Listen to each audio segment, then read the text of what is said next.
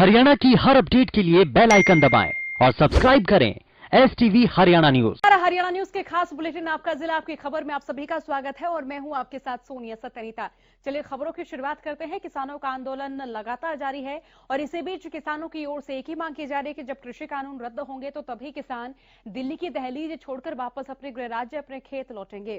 तो इसी बीच किसानों का आंदोलन आज 35वें दिन भी जारी है। किसान कल एक ट्रैक्टर रैली निकालेंगे। सिंघू बॉर्डर से शुरू होकर टिकरी बॉर्डर और शाहजहापुर बॉर्डर तक ट्रैक्टर रैली जाएगी। वहीं किसान टोल प्लाजा पर भी पहरा रखे हुए हैं।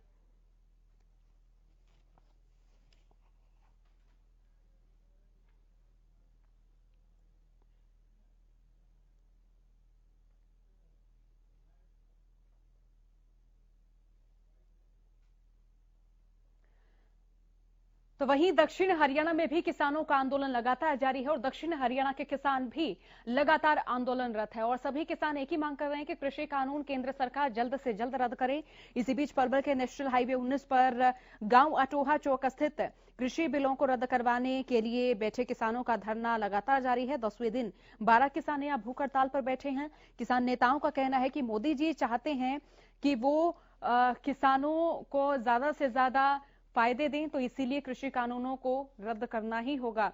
और उन्होंने कहा कि मोदी जी कहते हैं कि वो किसानों के फायदे के लिए इन बिलों को लेकर आए हैं, तो उन्हें सबसे पहले किसानों से भी राय लेनी चाहिए थी, क्योंकि देश का किसान आज ये महसूस कर रहा है कि ये कानून किसी भी सूरत में उनके हित में नहीं है।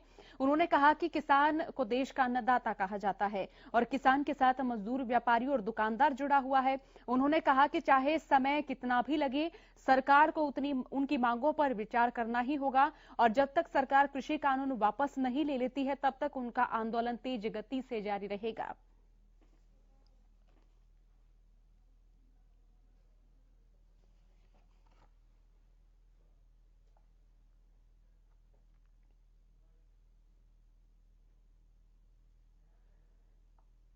और वहीं किसान आंदोलन पर सियासत लगातार तेज होती जा रही।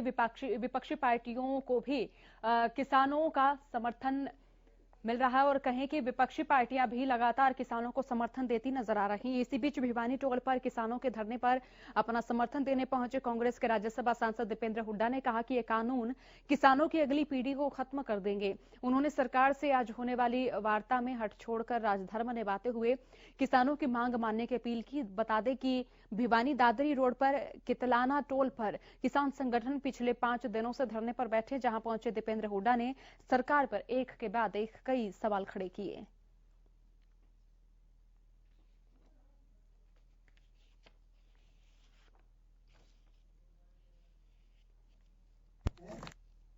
पूरी तरह केंद्र सरकार को जिम्मेदार मानता हूं और आधा केंद्र सरकार और आधी इसमें हरियाणा सरकार है, क्योंकि ये तो शांति प्रिय तरीके से जा रहे थे किसान धरना देने के लिए रामलीला ग्राउंड में।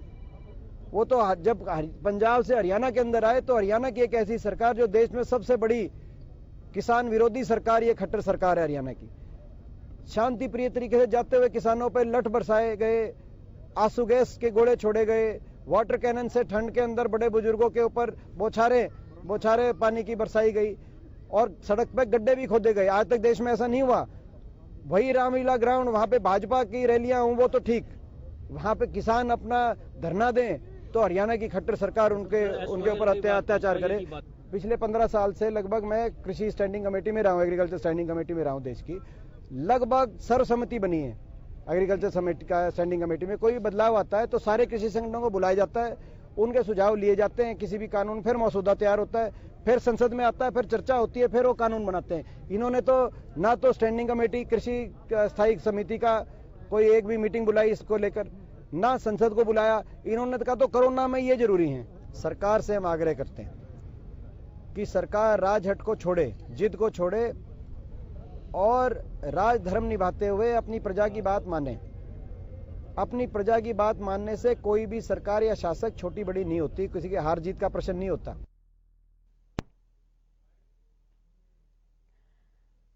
तो वहीं किसान संगठनों की ओर से ऐलान किया गया था कि प्रदेश भर में 25 दिसंबर से लेकर 27 दिसंबर तक सभी टोल फ्री किए जाएंगे। लेकिन इसी बीच सिवानी मंडी में किसान संयुक्त मोर्चा के आह्वान पर चौधरीवास टोल प्लाजा पर विरोध प्रदर्शन किसानों का अभी भी जारी है। लगातार छठे दिन किसानों ने ऐलान किया कि जब तक कृषि कानून वापस नहीं होते तब तक वो टोल फ्री रखेंगे।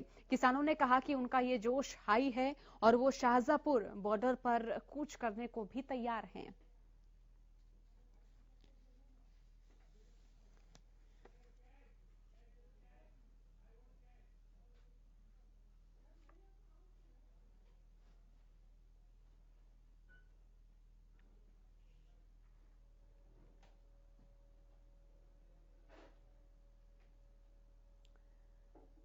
वहीं किसानों का आंदोलन लगातार जारी है और इसी बीच किसान सत्तासीन पार्टी के तमाम नेताओं तमाम मंत्रियों का विरोध करते हुए भी नजर आ रहे हैं। किसानों की ओर से बीजेपी नेताओं के कार्यक्रमों का भी यहां विरोध किया जा रहा है। इसी को लेकर किसान बुधवार को बीजेपी कार्यकर्ता सम्मेलन कार्यक्रम का विरोध करने के लिए मार्केट कमेटी में एकत्र हुए, लेकिन इससे पहले ही बीजेपी की ओर से इस कार्यक्रम को रद्द कर दिया गया था। इस मौके पर किसानों ने सरकार विरोधी जमकर नारेबाजी की और इस अवसर पर पत्रकारों से बातचीत में भाकियू नेता सुभाष गुर्जर ने कहा कि जब इन तीनों काले कानूनों को सरकार वापस नहीं लेती तो तब तक उनका विरोध ऐसे ही जारी रहेगा। और उन्होंने कहा कि 26 जनवरी को लेकर भी सभी किसान तैयारियां कर रहे हैं। 26 जनवरी को इस बार किसान लाल किले पर ध्वज फहराएंगे।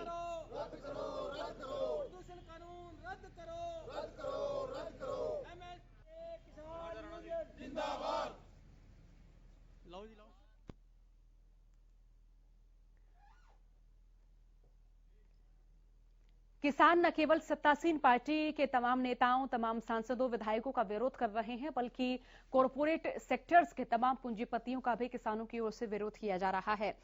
इसी बीच पंजाब के बाद हरियाणा में भी रिलायंस कंपनियों से जुड़े प्रोडक्ट और अडानी के खिलाफ किसानों में लगातार रोष बढ़ता दिखाई दे रहा है। करनाल में भी भाकियू से जुड़े किसानों और सामाजिक संस्था से जुड़े लोगों ने कुंजपुरा रोड पर स्थित रिलायंस शोरूम के बाहर शांतिपूर्ण तरीके से प्रदर्शन किया। हालांकि जिस समय किसान प्रदर्शन करने पहुंचे उस समय शोरूम बंद था। किसानों ने शोरूम के बाहर नारेबाजी करते हुए लोगों से अपील करते हुए कहा कि किसानों के समर्थन में कोई भी रिलायंस और बाबा रामदेव से जुड़े प्रोडक्ट की खरीदारी नहीं करे। सभी लोग इनसे जुड़े प्रोडक्ट्स का बहिष्कार करें।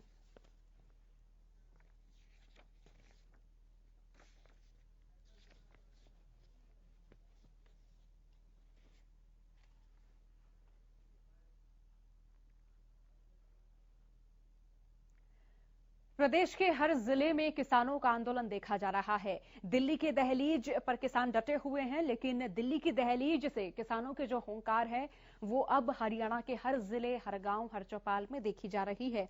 इसी बीच कैथल में तितरम मोड़ बाईपास पर रिलायंस पेट्रोल पंप के बाहर और गुहला चीका में भी रिलायंस पेट्रोल पंप पर किसानों ने धरना दिया और आंगनबाड़ी वर्कर हेल्पर यूनियन ने उनका समर्थन किया। किसानों ने पेट्रोल पंप पर आने वाले लोगों से अपील की कि इस पेट्रोल पंप से तेल ना डलवाएं, क्योंकि केंद्र सरकार जो 3 कृषि कानून लेकर आई है वो अडानी और अंबानी की जेब भरने के लिए लेकर आई है, इसीलिए इनके संस्थान का बॉयकॉट करें।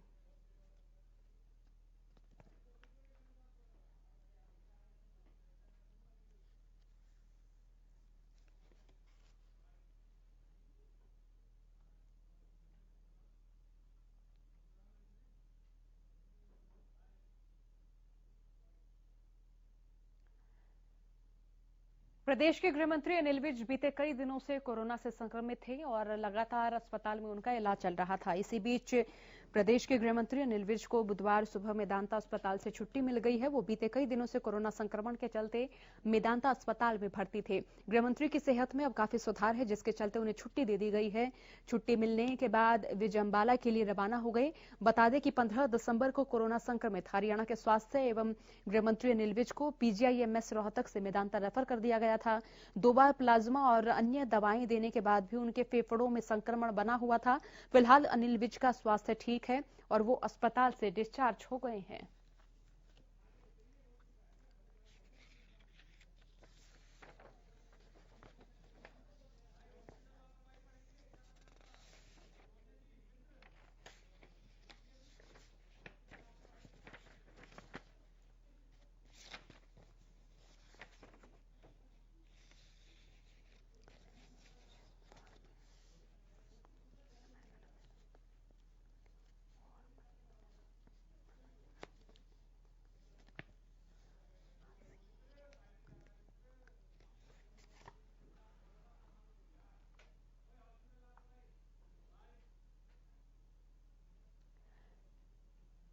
और वहीं खबर हांसी से है, जहां के निजी अस्पताल में उस वक्त हड़कंप मच गया जब एक महिला ने मृत बच्चे को जन्म दिया, क्योंकि यहां इनके परिजनों की ओर से हंगामा किया गया और परिजनों ने अस्पताल प्रशासन पर बच्चे का आधा शव देने का आरोप लगाया। परिजनों का कहना है कि जब महिला ने मृत बच्चे को जन्म दिया था तो बच्चे का शरीर सही सलामत था।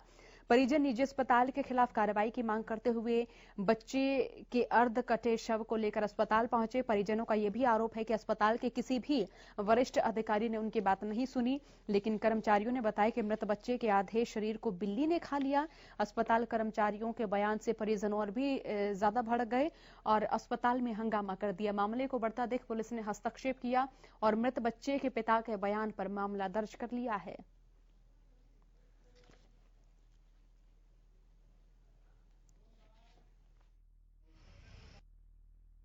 फिर उन्होंने देखा तो बोले भाई बच्चा का युग कैसे हाल है, मुझे टांग क्यों कौन इसकी, बच्चा पूरा कौन था। फिर मैं बोला पापा बच्चा तो पूरा था, मेरे फोटो भी है। मैंने यही बात कही, मेरे पास बच्चा का फोटो भी है। अस्पताल में मेरे काली पॉलिथीन के अंदर डाल के दिया था। मैंने घर पे जाके चेक कराया, वो जाके मेरे पापा ने आपने में जब पिताजी आए आपके तो वहीं देख लिया आपने कि बच्चे के कुछ नहीं, घर जाके और नहीं अभी हम हॉस्पिटल। तो उसके बाद वापिस आप आए तो डॉक्टर ने क्या कहा, उनसे बातचीत हुई है तो वो ऐसे कहा जी, बोले आपसे गलती होगी, हमको थप्पड़ मार लो, हमको ये कर लो।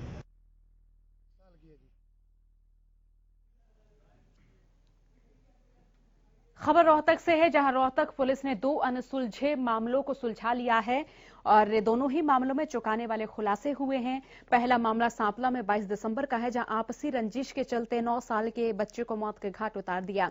पुलिस का कहना है कि सांपला में पैसों के लेन देन को लेकर उठे विवाद के बाद एक शख्स ने 9 साल के बच्चे का अपहरण किया और यूपी के बुलंदशहर ले जाकर बच्चे को मौत के घाट उतारा। मृतक बच्चे के पिता के बयान के आधार पर पुलिस ने कार्रवाई करते हुए आरोपी को हरिद्वार से गिरफ्तार किया।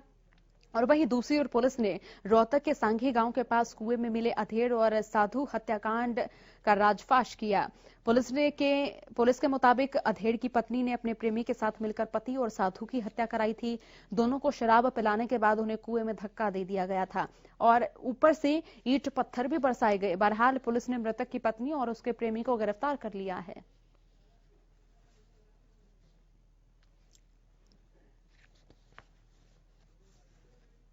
इसकी इन्वेस्टिगेशन में लगी, एफआईआर दर्ज की गई और दौरान इन्वेस्टिगेशन हमारी सीआईए के इंस्पेक्टर परवीन और सीआईए 2 के इंचार्ज ने मिलके एक ज्वाइंट टीम बनाई और इस मर्डर का खुलासा किया। और आज हमने उसके जो मेन कल्प्रिट थे, जिसमें कंप्लेनेंट ही मुलजिम निकली, इसके जो मरने वाले महेंद्र की वाइफ ने खुद अपने प्रेमी के साथ मिलकर ये मर्डर करवा दिया। ये 22 दिसंबर की घटना है। अपना आउटसाइडर्स रहते हैं सांपला में लेबर कॉलोनी में, जिसमें लक्ष्मण नाम के व्यक्ति ने हमारे पुलिस स्टेशन सांपला में आके एक एफआईआर क्लोज करवाई थी, जिसमें बताया गया कि उसका लड़का दीपक, जिसकी उम्र लगभग 9 साल है, उसका अपहरण कर लिया गया और अपहरण करने वाला उसी का पड़ोसी जो उसके साथ ही रहता था सुमित नाम से, उसने किया है। तो उसी दिन से इसकी तलाश चल रही थी, लेकिन बाद में हमें पता लगा कि भाई लक्ष्मण सुमित ने इस लड़के का हरिद्वार में जाके कत्ल कर दिया है।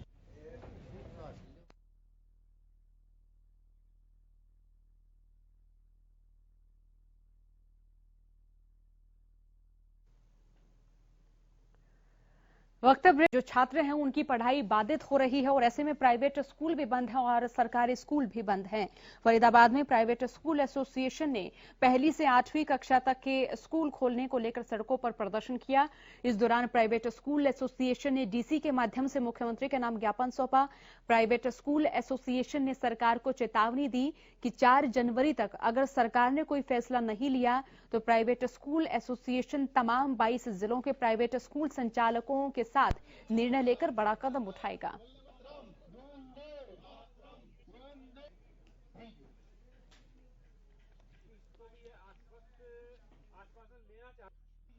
आपके चैनलों के, आपके सभी मीडिया के माध्यम से ये कहना चाहता हूं कि आज डीसी साहब के माध्यम से शिक्षा मंत्री और मुख्यमंत्री जी के नाम हमने अपना ज्ञापन दिया है और उस ज्ञापन में सरकार से हमने ये अर्ज की है कि पहली क्लास से 8वीं क्लास तक के भी स्कूल खोले जाएं।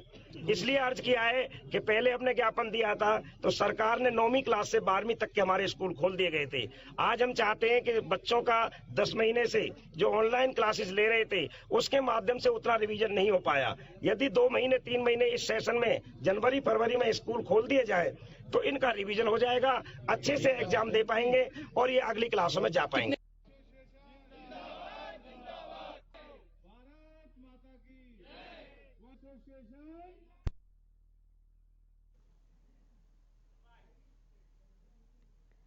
और खबर चरखी दादरी से है, जहां के गाड़ी डीलरों की यहां के एसडीएम ने एक मीटिंग ली। जानकारी देते एसडीएम डॉक्टर वीरेंद्र सिंह ने सभी डीलरों को प्रदेश लेवल पर 524 अटेंडेंसी फाइल को कम करने के निर्देश दिए और कहा कि समय पर वाहनों की फाइलें कार्यालय में जमा जरूर कराएं। साथ ही कस्टमर भी फाइलों को डीलर के जरिए एसडीएम कार्यालय में भिजवाए ताकि अटेंडेंसी कम हो सके। इस दौरान एसडीएम डॉक्टर वीरेंद्र ने बताया कि प्रदेश स्तर पर दादरी जिले की फाइल अटेंडेंस 524 हैं। इनको कम करने के लिए सभी जिले के डीलर की मीटिंग बुलाकर निर्देश दिए गए हैं कि फाइलों को समय पर कार्यालय में जमा करवाएं और कस्टमर भी फाइलों को डीलर के माध्यम से भिजवाएं।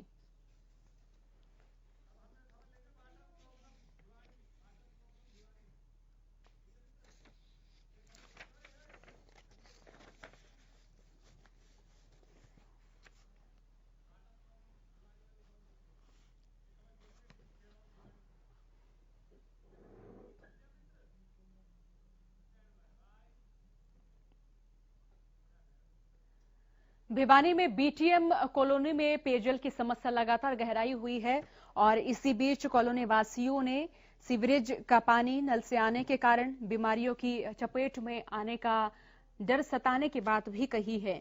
पीने के पानी की समस्या को लेकर कॉलोनी वासियों ने प्रशासन से स्वच्छ पानी मुहैया करवाने की मांग की है। इसके साथ ही कॉलोनी वासियों ने प्रशासन को चेतावनी भी दी है कि यदि जल्द से जल्द उनकी समस्या का समाधान नहीं हुआ तो रोड जाम करने को मजबूर होंगे।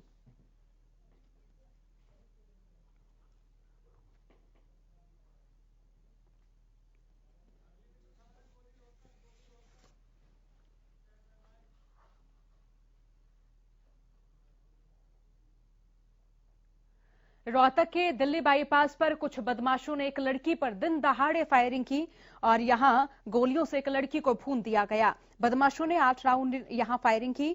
बदमाश वारदात को अंजाम देकर मौके से फरार हो गए। वहीं इस वारदात के बाद मौके पर भारी पुलिस बल तैनात है।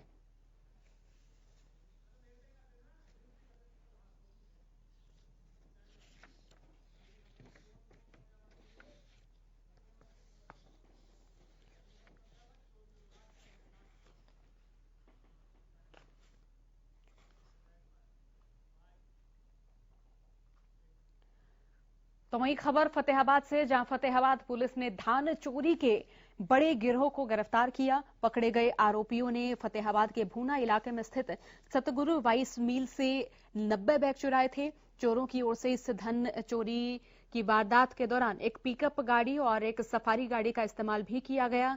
पिकअप गाड़ी के आगे सफारी गाड़ी लगाकर चोरों ने चोरी की वारदात को अंजाम दिया, जिसके बाद पुलिस ने अब चोरों को गिरफ्तार किया। पकड़े गए चोर जो हैं वो फतेहाबाद के गांव भिरडाना और एक चोर सिरसा के गांव पनिहारी का रहने वाला है। पुलिस ने चोर गिरोह को गिरफ्तार कर 90 बैग धान और एक गाड़ी भी बरामद की। मामले की जानकारी देते हुए फतेहाबाद के डीएसपी अजायब सिंह ने बताया कि भूना की राइस मिल से 90 बैग धान चोरी किया गया और इस मामले में पुलिस ने 5 चोरों को भी गिरफ्तार किया है।